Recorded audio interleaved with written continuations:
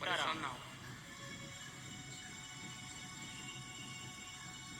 प्रतिदिन का हमारा नियम हो, प्रभु के समक्ष हम जिस घर में रहते हैं ना, हमारे घर में हमारे ठाकुरदारी है।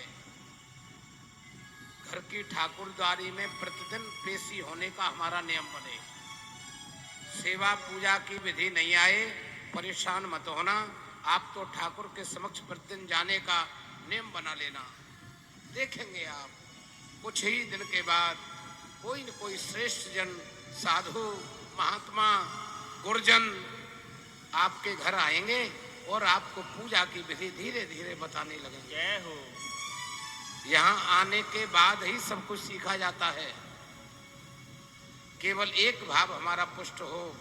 हमारे जीवन काल के 24 घंटे में थे प्रतिदिन 1-2 मिनट 10 मिनट ऐसे निकलें जो केवल हम प्रभु की शरणागति में रहें, प्रतिदिन धन्यवाद करें। जय हो। दूसरी बात, जिस परिवार में हमारा जीवन चल रहा है, पितृपक्ष प्रारंभ हो गए हैं आज से, सभी से मेरी करबद्ध प्रार्थना है, हमारे घर में जो हमारे श्रेष्ठ है ना, हम उनकी शरण में प्रतिदिन बैठने का स्वभाव बनाएं। कुछ नहीं चाहिए उनको आपसे, केवल एक ही भाव रहता है कि जो बच्चे हमारे हैं हमारे पास आकर कुछ देर बैठे, सबसे बड़ा धन है। आज हम इतने गांधी में अंधे हो गए हैं भैया। परिवार में जो हमारे श्रेष्ठ हैं, बुजुर्ग हैं, माँ बाबूजी हैं, उनके लिए कोई टाइम नहीं है। ये श्राद्ध करना बेकार है आपका। सबसे पहला श्राद्ध है अपने बुजुर्गों में श्रद्धा जगे हमारी। हम प्रतिदिन बड़ों का सम्मान करें। जानते हैं आप, श्री रामचरितमानस जी में रावण की यही परेशानी थी। संपदा संपन्न बनाया था लेकिन श्रेष्ठ का सम्मान नहीं करता था। क्या हुआ? 1 लख पूत 1.25 लख नाती, ता रावण घर दिया नवाते। मेरा एक ही भाव है, जो हो गया हो जाने दो, कमी का दर्शन नहीं किया जाए।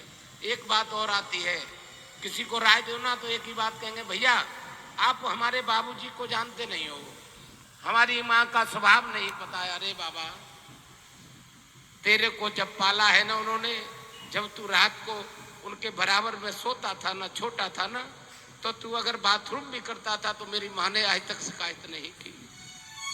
मेरे बाप ने, पिताजी ने, बाबूजी ने जो मेहनत की करके तुमको इतना बड़ा किया है, इस शरीर के टुकड़े भी कर दोगे ना, एहसान चुका नहीं पाओगे। जय हो। ये जो पितृपक्ष आ रहे हैं, प्रतिदिन का हमारा नियम हो, उनको याद करें।